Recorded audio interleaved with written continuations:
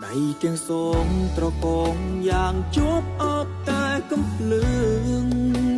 ស្ម័គ្រការពីជាតិយើងមិនឲ្យឆ្លឿងសត្រូវឈ្លានពាន